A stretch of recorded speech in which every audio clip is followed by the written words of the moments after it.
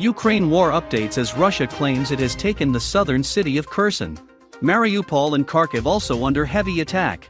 More than 1 million Ukrainians flee country.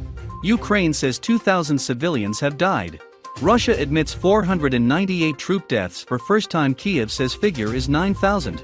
Ukraine claims it has destroyed so much Russian equipment, it could arm the armies of several countries. Speaking in an address, Alexei Reznikov said, "Our army has already destroyed so much enemy equipment that it would be possible to arm the armies of several countries. The capabilities of our armed forces are growing, help is coming. Fighters showed themselves brilliantly in many areas. Our air aces have already become legends. Paratroopers, infantry, artillery all prove that Ukrainians are the best. Our doctors, rescuers, utilities, railways, journalists, financiers are holding their front," he added. Missile fired at Bangladeshi ship in Ukrainian port. The video below, released by the Ukrainian parliament, captures the moment a missile strikes a Bangladeshi ship anchored in the northern Black Sea port of Alvia. Ukraine says the ship was waiting to be loaded when Russians launched the strike, killing one crew member. Our doctors, rescuers, utilities, railways, journalists, financiers are holding their front, he added. Putin has no chance of winning, Ukraine's foreign minister says.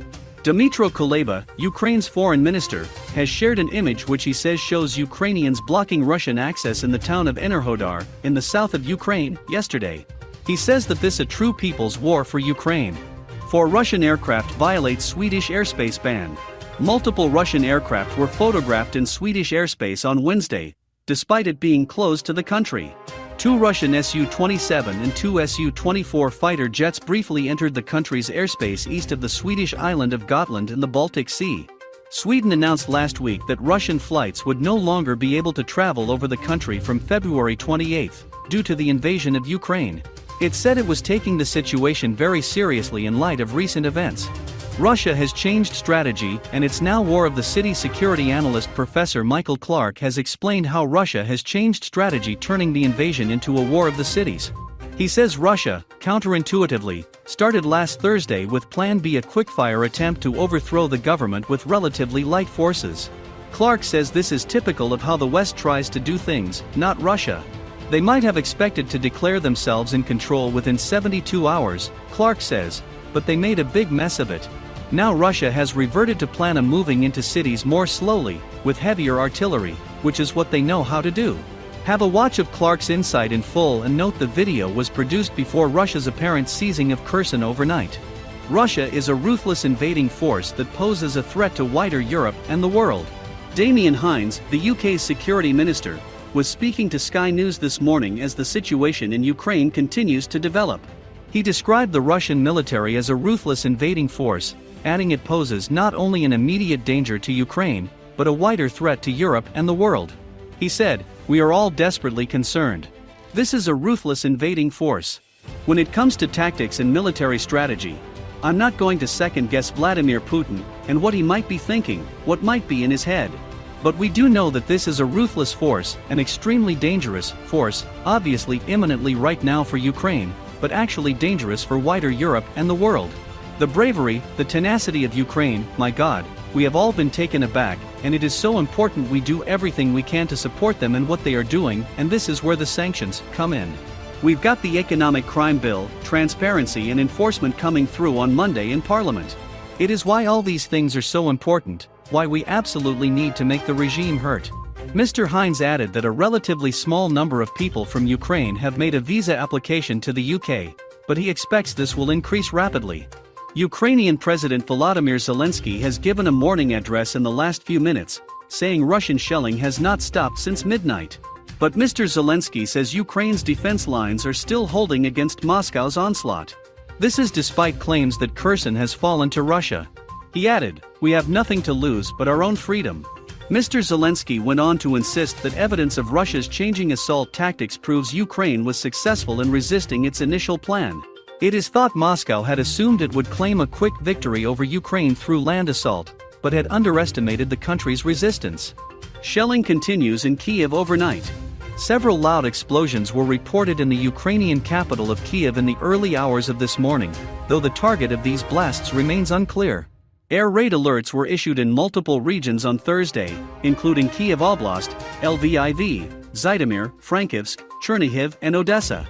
Footage from the capital shows the night sky lit up with the impact of one explosion at around 2 a.m., as the conflict enters a second week. It is understood 2 blasts went off in the city center, while 2 further explosions were reported near a metro station in the capital, the BBC reports.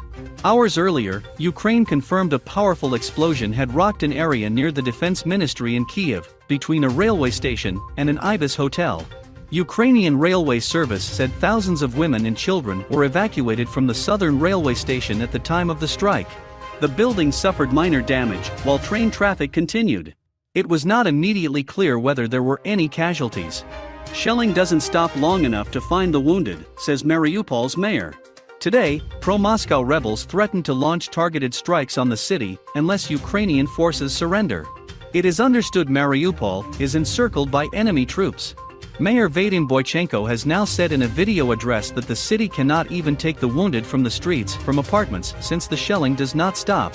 Mariupol on the Black Sea coast has been a major target for the Russians during the week-long war in Ukraine, alongside Kharkiv and Kherson in the south.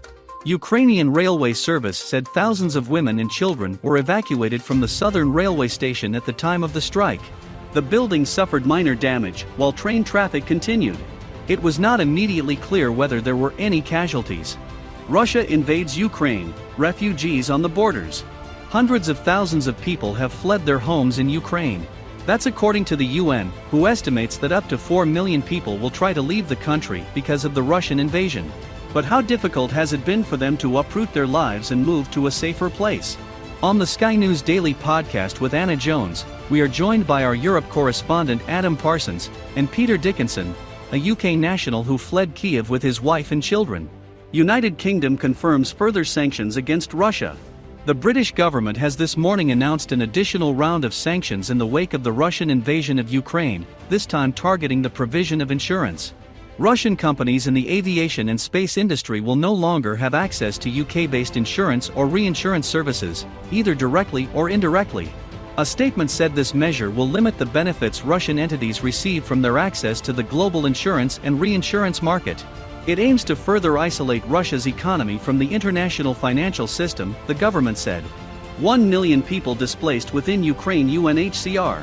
As we've been reporting this morning, the number of Ukrainians to have fled to neighboring countries has now surpassed 1 million people. Christine Pyrovolakis, Senior External Relations Officer at the UNHCR, has now confirmed another million are displaced within Ukraine. She told Sky News, "The situation is also dire in Ukraine. There are 1 million people who have been internally displaced, and there is heavy fighting and a lot of casualties. People remain trapped. For us, we have pre-positioned supplies in Ukraine, but it's been really difficult to get those supplies to people in need." She added that many of the women and children who arrive at international borders are traumatized by what they have witnessed in Ukraine. Ms. Pyrovolakis, "Right now UNHCR has been noticing there's a lot of women and children. It's proving to be a challenge. We're offering psychological support to the women and children as they enter because they have been traumatized. There have also been instances where women have left their children at the border to return to Ukraine to continue fighting with their husband." Germany sending more weapons to Ukraine. We have 2 updates from a military advisor to Ukrainian President Volodymyr Zelensky. First, he said Germany will be sending new weapons to Ukraine. Second, the advisor stated that Ukrainian forces are not just defending, but also launching counterattacks. "Help to us is increasing every minute, and the strength of the enemy is decreasing every minute. We're not only defending but also counterattacking," he said in a televised briefing. Germany sending more weapons to Ukraine. We have 2 updates from a military advisor to Ukrainian President Volodymyr Zelensky. First, he said Germany will be sending new weapons to Ukraine. Second, the advisor stated that Ukrainian forces are not just defending, but also launching counterattacks. "Help to us is increasing every minute, and the strength of the enemy is decreasing every minute. We're not only defending but also counterattacking," he said in a televised briefing. Oligarchs, including Roman Abramovich, may not be sanctioned for months. Russian oligarchs such as Chelsea owner Roman Abramovich may not be sanctioned for months, after the government was unable to build a case against them, the Times says. The Foreign Office and the National Crime Agency have not been able to prove that there are reasonable grounds against the Russian businessmen, and have been unable to link their finances to the Putin government. According to the paper, officials tried to build a case against Abramovich in 2018, but was told that the government could be sued for millions if decisions were made on a flawed basis.